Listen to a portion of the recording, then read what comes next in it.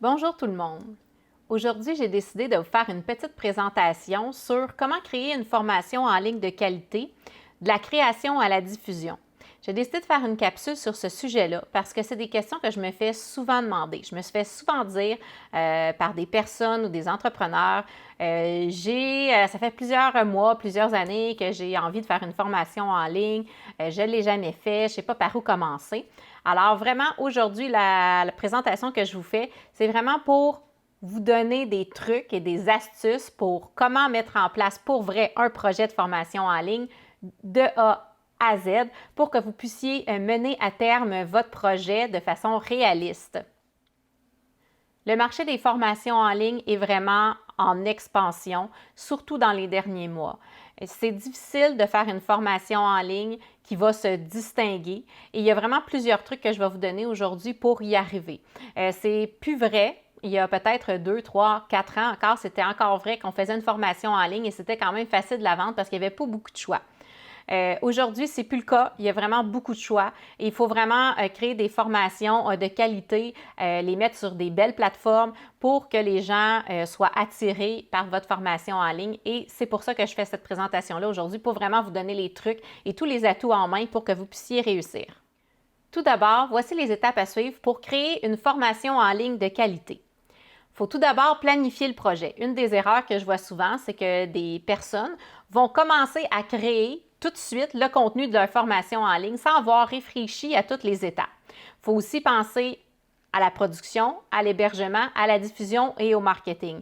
Un coup, là, tu sais, qu'on va avoir toute notre production, tout notre contenu, il faut le mettre à quelque part, puis il faut le vendre. Et c'est pour ça que j'ai mis ces étapes-là.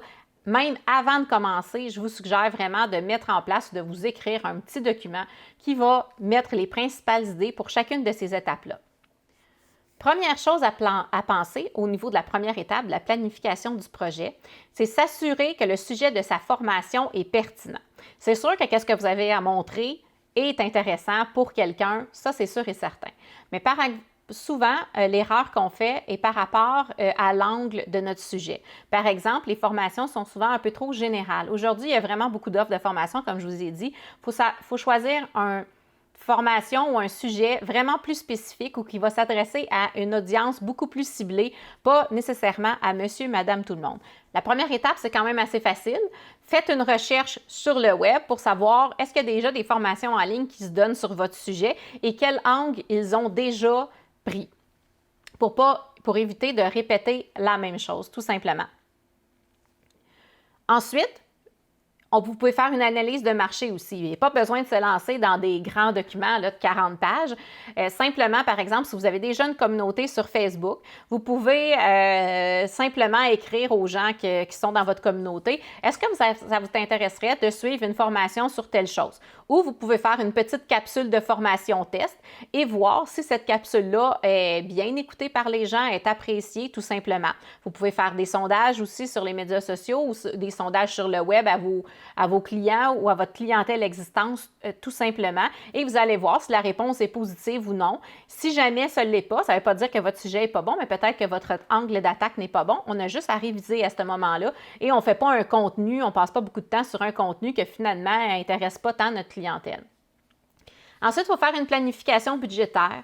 Oui, c'est possible de faire une formation en ligne à petits coûts, c'est-à-dire qu'on peut acheter simplement un micro, une webcam, le faire à partir de son propre ordinateur, payer. Il y a plusieurs plateformes d'hébergement différentes qui proposent des solutions de 0$ à quelques dizaines de dollars par mois. Bref, c'est quand même possible de le faire à petits coûts, mais c'est certain qu'il va y avoir des coûts autant en temps et en équipement à avoir ou en hébergement et ensuite en publicité, ce n'est pas des coûts directs, mais ça va être le temps que vous allez prendre pour faire votre marketing. Ensuite, c'est important aussi de faire la recherche d'outils que vous allez avoir besoin pour faire la formation. Par exemple, Justement, je l'ai dit, avez-vous besoin d'une caméra, d'un ordinateur? Ce n'est pas tous les ordinateurs qui sont capables, par exemple, de faire de la capture avec une caméra ou un micro. Il y a certains ordinateurs qui ne sont pas assez puissants pour ça. Est-ce que vous avez déjà les outils en ligne? Est-ce que vous allez avoir besoin de fournisseurs qui vont vous aider dans le processus pour certaines parties que vous voulez déléguer? Est-ce que vous allez avoir besoin, par exemple, d'une plateforme d'hébergement, une plateforme de formation? Ensuite, c'est important aussi de se doter d'un petit plan d'action, d'un agenda. Peut-être juste le mettre dans votre agenda Google ou dans votre agenda papier. Il n'y a pas besoin nécessairement de faire un gros document, mais de dire, OK, je me réserve une demi-journée par semaine pour travailler sur ma formation en ligne. Parce que c'est toujours la dernière chose qu'on peut faire. On va servir les clients immédiats, les demandes immédiates ou les urgences administratives avant de faire notre formation en ligne. Bref, inscrivez-le à votre agenda une demi-journée par semaine, une demi-journée aux 2 semaines pour être sûr que le projet avance. Même si ce n'est pas de la création de contenu, mais au moins vous allez avoir un temps dédié à ça. Un coup que vous avez fait la planification du projet, vous êtes prêt à planifier votre contenu. Vous avez trouvé vraiment un sujet spécifique à vous, un sujet spécifique à une audience plus ciblée, pas comme je vous dis, général à monsieur, madame, tout le monde. La première étape pour faire une formation, c'est vraiment de faire un plan de formation. Et si vous faites déjà de la formation, si vous êtes déjà un formateur, mais dans un autre type, par exemple des formations en présence, vous avez déjà votre plan de formation. Ensuite, il va suffire de l'adapter vraiment à la formation en ligne. Une des erreurs que je vois vraiment souvent, c'est que le formateur qui donne une formation en présence va tout simplement apporter la caméra dans sa classe et se filmer pendant son cours. Malheureusement, ça ne donne pas des super bons résultats pour la formation en ligne. La pédagogie et l'approche d'apprentissage n'est pas tout à fait pareille et les gens vont être vraiment dérangés de regarder une formation qui a été filmée dans une salle de classe. Ça, c'est vraiment pas une bonne idée. Il faut vraiment adapter. Fait que bref, si votre plan de formation est déjà fait, bien, vous êtes chanceux. Il vous reste seulement à faire l'adapter. L'adapter, qu'est-ce que ça veut dire? Est-ce qu'on va choisir des formats vidéo uniquement? Est-ce qu'on va choisir aussi des fichiers audio avec? Est-ce qu'on va décider d'ajouter des PDF? Est-ce qu'on va choisir d'ajouter des quiz en ligne? Est-ce qu'on va choisir d'ajouter un service de notification, de courriel, de suivi pour assurer que l'apprenant avance dans sa formation? Bref, c'est ça qu'il va falloir que vous pensiez. Ensuite aussi, formation en ligne veut dire aussi exercice pratique. Vous n'êtes pas là, quand la personne fait la formation en ligne, pour avoir de la rétroaction. Il n'y a pas personne qui va lever la main en classe pour vous poser une question ou pendant que vous êtes en train de faire votre enregistrement. Bref, c'est souvent très apprécié de faire des exercices pratiques qui sont facultatifs, que les apprenants peuvent faire ou non, mais qui vont permettre à l'étudiant de vraiment mettre en pratique les notions que vous allez expliquer, par exemple, dans une vidéo théorique. Les outils de suivi aussi sont super importants. Comme je vous l'ai dit, c'est important de mettre ça en place quand on fait de la formation en ligne. Les gens font ça souvent en déjeunant le matin ou en montant dans l'auto au travail, tout simplement. Fait qu'il faut s'assurer d'avoir des outils de suivi pour être sûr que la personne a bien complété sa formation ou a bien avancé ou est en train de la suivre tout simplement parce que oui, ça arrive fréquemment que les gens achètent des formations en ligne, la laissent là puis disent à un moment donné, je vais la faire, mais la font à plusieurs mois, plusieurs semaines ou jamais, dans le fond, tout simplement après. Fait que les outils de suivi, c'est quelque chose de vraiment super important. Et les attestations et examens, si c'est nécessaire dans votre domaine. Mais c'est aussi une façon de savoir si les personnes qui ont acheté ou suivi votre formation en ligne l'ont terminée ou non. Si on se rend compte que la moitié des personnes ne terminent pas la formation ou se rendent à quelques leçons seulement, bien, il y a peut-être un problème dans votre formation en ligne. Et ça aussi, c'est quelque chose qu'il faut planifier, la mise à jour du contenu de votre formation en ligne. Les gens s'attendent à avoir une formation qui soit toujours à jour avec le contexte actuel. Ensuite, on tombe à l'étape production. C'est là que vous allez avoir besoin d'équipement et peut-être un peu d'aide technique parce que ça a l'air simple comme ça. Mais bref, comme je vous disais tout à l'heure, il y a des ordinateurs. Ça prend quand même un ordinateur performant de faire ça.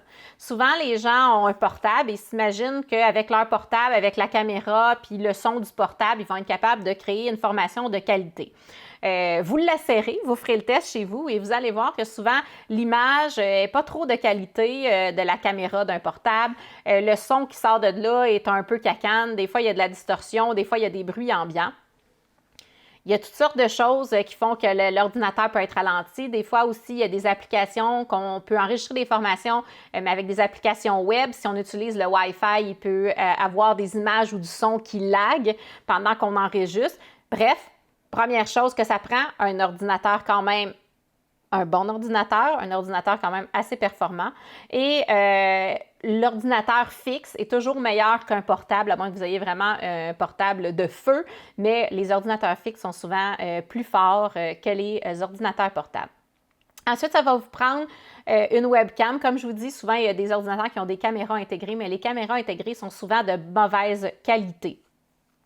La webcam, c'est ce qu'il y a de plus pratique, le plus versatile, c'est léger, ça se plug à peu près après n'importe quel ordinateur, même si vous avez un portable. Et la qualité d'image va être vraiment très intéressante. Et en plus, souvent, il y a certaines webcams qui ont un micro intégré qui est encore meilleur que celui de l'ordinateur aussi. Ça peut vous aider. Ça va faire une belle qualité d'image en HD aussi. La plupart maintenant sont en HD, même certaines sont en 4K, en format grand écran. En plus, la webcam est très versatile, fait que vous pouvez l'utiliser sur un trépied aussi, si jamais vous ne voulez pas nécessairement être à votre ordinateur ou filmer aussi une capture d'écran en même temps. Vous pouvez la mettre sur un trépied et vous filmer sur un trépied facilement. Quel que soit l'appareil que vous allez utiliser pour faire votre tournage ou pour faire votre capture de formation en ligne, vous devez absolument avoir un micro. Ça peut être un micro-cravate, ça peut être un micro de style bureau qu'on met sur le bureau, ça peut être un micro après votre casque d'écoute. N'utilisez pas les micros qui sont intégrés aux ordinateurs. C'est vraiment pas des micros de bonne qualité et à la post-production, vous allez avoir vraiment de la difficulté à travailler avec ce son-là. Autre chose dont vous allez avoir besoin, c'est le logiciel de tournage. Par exemple, avec une webcam, il va souvent avoir un logiciel de capture qui va venir avec la webcam. Vous pouvez utiliser ces logiciels-là, ils vont quand même bien, mais il y a d'autres possibilités comme OBS Studio ou Loom qui peuvent être utilisés. Ensuite, un coup, vous allez avoir fait votre tournage, il y a quand même un petit peu de montage à faire. Souvent, on va couper au début, on va couper à la fin, on va couper les bouts où on a bégayé, où on s'est trompé dans nos mots, ou les bouts que finalement, c'est trop long pour rien, on se rend compte que c'était pas bon. Fait qu'il y a toujours un minimum de montage aussi à faire. Fait que ça aussi, il y a plein d'applications quand même gratuites ou qui sont vraiment pas chères dans lesquelles vous pouvez faire du montage, mais il faut penser à cet outil-là que vous allez avoir besoin ou sinon à un fournisseur qui va pouvoir faire le montage ou les ajustements pour vous. Ensuite, autre chose que je vois que les gens oublient souvent, ça vous prend une identification pour votre formation. C'est-à-dire, ça vous prend du matériel graphique. Votre formation en ligne, allez-vous, par exemple, mettre une animation au début de votre logo, un titre. Est-ce que pour la vendre, vous allez avoir besoin d'une image, d'une carte d'affaires ou d'une carte de visite de votre formation en ligne? Fait que ça aussi, c'est important de produire ça vous-même ou de faire appel à une graphiste pour pouvoir développer ça, des outils d'identification de votre formation qui vont vous servir à afficher sur votre site web, sur la plateforme, faire de la publicité, etc. Fait que bref, ça aussi, c'est au moment de la production qu'il faut y penser parce qu'il va falloir souvent l'insérer au montage, au début ou à la fin en générique, par exemple. Une étape qui est souvent négligée par rapport à la création des formations en ligne et souvent par rapport à l'hébergement. La personne va toute créer sa formation en ligne et va dire, bon, maintenant, où est-ce que je vais mettre ça, cette formation-là? Je vais mettre ça sur mon site web, je vais mettre ça sur YouTube, je vais mettre ça sur Vimeo. Bref, il y a vraiment des dizaines d'options que vous pouvez utiliser et ça dépend vraiment de ce que vous avez besoin. Est-ce que vous avez besoin d'avoir un hébergement spécialisé, c'est-à-dire qui va vous donner un système de gestion d'apprentissage, ce qu'on appelle communément dans le jargon un LMS, un Learning Management System? Ce que ça fait dans le fond, c'est que ça reproduit dans le fond un suivi d'apprentissage un peu comme dans une école avec les apprenants. Est-ce que vous avez besoin de ça? Sinon, si c'est juste des petites vidéos de formation ou d'information que vous distribuez à vos clients actuels, bien peut-être juste YouTube en version publique ou non répertoriée dans lequel vous partagez les liens va être suffisant. Mais si vous avez besoin de mettre un suivi, de mettre des quiz, de mettre des notifications, peut-être que ça va vous prendre un système beaucoup plus performant. Par exemple, je vois beaucoup de gens qui utilisent YouTube en non répertorié, par exemple. Ils vont faire une formation, ils vont envoyer le lien juste à la personne qui va faire la formation. Mais il ne faut pas oublier que ce lien-là, il est partageable. La personne, elle peut le partager à 10 personnes si elle veut. Elle peut télécharger le vidéo sur YouTube et le repartager à d'autres personnes ou le republier sur Internet comme elle veut. Bref, YouTube, c'est une bonne solution. C'est gratuit, mais en même temps, c'est non sécurisé et ça peut être accessible finalement un peu à tout le monde si les gens commencent à partager vos liens. Dans YouTube, il n'y a aussi aucun outil de suivi intégré. Ça veut dire que vos suivis, si vous voulez en faire, il va falloir qu'ils soient faits manuellement, tout simplement. Il y a aussi Vimeo que je vois que les gens utilisent vraiment souvent. C'est principalement des formats vidéo qui vont être à mettre dans Vimeo. Il y a possibilité de faire des formations en direct dans Vimeo. Ça, c'est super intéressant. C'est un accès avec un compte utilisateur. Fait que vous avez plus de pouvoir sur qui a accès à votre formation si la personne a vraiment payé. Il n'y a pas... Par exemple, il y a des trucs de sécurité aussi qui fait que les gens ne peuvent pas nécessairement télécharger vos vidéos et tout ça. Mais c'est encore pas Vimeo un LMS, ce n'est pas un système de gestion d'apprentissage. Si on veut aller dans un système de gestion d'apprentissage, bien là, il va avoir des frais un peu plus élevés. Par exemple, Vimeo, il va avoir des frais mensuels entre 10 et 95 $. Si on va dans des plateformes qui sont vraiment des systèmes de gestion d'apprentissage, des LMS, bien là, les frais vont pas aller de 50 $ jusqu'à 200, 250 $, tout dépendant des options ou des plateformes que vous allez choisir. Sauf que dans les systèmes de gestion d'apprentissage, vous allez avoir différents formats possibles. Par exemple, YouTube, c'est juste des vidéos. On ne peut pas mettre nécessairement de PDF ou de quiz. Même chose dans Vimeo, c'est limité souvent aux vidéos. Dans un LMS, en théorie, vous êtes capable de mettre toutes sortes de fichiers, autant à l'écrit, à l'audio que vidéo. L'accessibilité est hyper contrôlée, c'est-à-dire que chaque personne a un compte utilisateur avec un mot de passe. C'est impossible de télécharger le contenu. Vous pouvez inscrire, par exemple, des groupes aussi. Fait que, bref, vous avez vraiment un contrôle sur les gens qui vont suivre votre formation en ligne. Il y a aussi souvent dans ces plateformes-là un service d'achat, c'est-à-dire qu'il y a déjà une boutique en ligne dans laquelle vous allez pouvoir rediriger les gens qui vont acheter vos formations en ligne. Fait que ça aussi, le fait de ne pas être obligé de créer votre propre boutique en ligne sur votre site web peut alléger votre processus de vente de formation en ligne. Ça va être possible de mettre des examens, d'émettre des attestations de façon automatique, des certifications, d'avoir la progression de vos élèves. Ça aussi, c'est super important. Est-ce que vous avez besoin de voir la progression de vos élèves? Est-ce que vos élèves sont rendus à 25 50 100 de votre formation? YouTube et Vimeo ne vont pas nécessairement vous le permettre, mais un système de gestion d'apprentissage, un LMS, va pouvoir vous le permettre. La plupart des systèmes de gestion d'apprentissage, les LMS, vont aussi mettre à votre disposition des outils marketing, comme une page où votre formation va être affichée, une boutique en ligne, un outil pour envoyer des courriels marketing à votre liste de diffusion, va aussi vous permettre de faire du reciblage, de vendre une deuxième ou une troisième formation, par exemple, à vos étudiants actuels. Par exemple, la plateforme d'Académie que vous voyez à l'écran est un système de gestion des apprentissages, c'est-à-dire que les formations en ligne qui se retrouvent sur cette plateforme-là, les instructeurs qui ont mis des formations ont vraiment un suivi personnalisé de A à Z de leur formation et aussi de leurs apprenants. Par exemple, on a ici l'instructeur Pierre-Olivier Desrosiers qui donne des formations pour les entrepreneurs par rapport à leur comptabilité et à leur fiscalité de leur entreprise. Il y a 4 formations sur la plateforme différentes avec un différent nombre d'étudiants. Ces formations sont hébergées sur Decademy, sont vendues par Decademy, par la boutique en ligne de Decademy et, par exemple, les fonds qui sont amassés par ses formations ou par la vente qu'il fait, lui sont reversés automatiquement à son entreprise, tout simplement. Il peut s'assurer de voir si ses apprenants, ses étudiants suivent bien la formation et voir leur progression. Il peut leur envoyer des courriels automatiques de bienvenue quand ils ont fini une leçon, quand ils ont fini des cours. Il peut leur envoyer des courriels aussi en cours de route. Il peut créer des quiz pour chacune de ses formations et émettre des attestations aussi à la fin de ces formations. Bref, c'est ce qu'un LMS va vous permettre de faire par rapport à une plateforme comme YouTube ou Vimeo qui est beaucoup plus simple. Dernière étape, la diffusion et le marketing. Parce qu'il ne suffit pas juste de faire une formation en ligne, de la produire et de la déposer sur le web.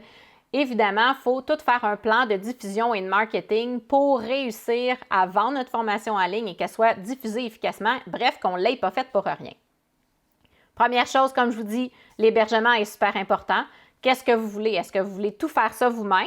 Si vous voulez tout faire ça vous-même, bien, YouTube et Vimeo peuvent être des solutions vraiment super intéressantes pour vous. Mais si vous voulez une visibilité accrue, surtout si elle est payante, votre formation en ligne, bien, peut-être qu'un hébergement comme sur un LMS va vraiment vous aider au point de vue de la diffusion et du marketing. Comme vous avez vu, d'Académie, il y a plusieurs formations, plusieurs instructeurs, plusieurs apprenants. Bien, il y a du remarketing qui est possible, du reciblage qui est possible à d'autres personnes qui sont déjà dans la plateforme, mais qui n'ont pas suivi cette formation-là, bien, vont en suivre une autre par après parce qu'ils ont reçu une infolette, par exemple. On vous conseille, au niveau de la diffusion et de marketing, de commencer à parler publicité de votre formation au moins 3 mois avant sa sortie. C'est-à-dire que vous allez commencer à créer du contenu gratuit, soit écrit, vidéo ou audio, par exemple, sur une plateforme comme Facebook ou YouTube, qui va parler de votre formation, qui va donner des petits trucs aussi par rapport à votre formation, des choses que vous donneriez gratuitement, mais qui vont attirer les clients peut-être à vouloir aller plus loin et acheter votre formation. Et ça, c'est facile de commencer ça avec sa clientèle actuelle, mais il ne faut pas attendre que notre formation soit faite et complétée et en ligne. Commencez avant sans problème, là, dire « Hey, moi, je travaille là-dessus, qu'est-ce que vous en pensez? » Et même en sortant ces premiers éléments-là, peut-être que vous allez avoir de la rétroaction de vos clients et ils vont vous donner des trucs pour améliorer votre formation en ligne pendant que vous êtes en train de la faire. Ensuite, il faut que vous pensiez à l'inclure, votre formation en ligne, dans votre marketing général, dans votre offre de service général. Il faut le publiciser. « Hey, maintenant, saviez-vous que notre entreprise ou notre organisation offre des formations en ligne? » Et le mettre, par exemple, sur votre site web habituel, le mettre sur vos pamphlets, bref, à tous les endroits où vous faites du marketing habituellement. Gênez-vous pas pour commencer à le mettre dans votre offre de service officielle. Et ensuite aussi, il faut planifier de faire du marketing dédié. Tout à l'heure, j'ai parlé de visuels qui sont en lien avec la formation en ligne que vous êtes en train de créer. Bien, faites aussi préparer des visuels pour faire des publicités. Il faut que vous prévoyiez du temps et du budget pour publiciser votre formation. Et là, évidemment, il existe une panoplie de types de marketing que vous pouvez faire pour votre formation. Il y a du marketing de contenu, du marketing direct, des tunnels de vente, etc. Et ça aussi, il y a certains LMS qui vont vous proposer de faire ça, mais il y a aussi des agences marketing qui sont spécialisées là-dedans, tout dépendant de où est-ce que vous voulez aller. Après, avec ça, bien, vous pouvez commencer par investir 100 $, mais vous pouvez en investir 10 000 $ aussi si vous voulez. Ça, c'est vraiment à votre discrétion, puis où est-ce que vous voulez aller avec votre formation en ligne. Mais il ne faut pas oublier le marketing dédié. Il faut en prévoir au moins du temps et un petit peu de budget pour ça. C'est ce qui complète ma petite capsule d'information aujourd'hui sur les principales étapes pour créer une formation en ligne de qualité. Si jamais vous avez besoin d'aide au niveau de la planification de votre formation, de la création de contenu ou de la production, de l'hébergement ou du marketing de votre formation en ligne, contactez-nous, ça va nous faire plaisir de répondre à vos questions. Et si vous voulez en savoir plus, bien, gênez-vous pas, appelez-nous aussi, on va pouvoir vous aider. Passez une belle journée!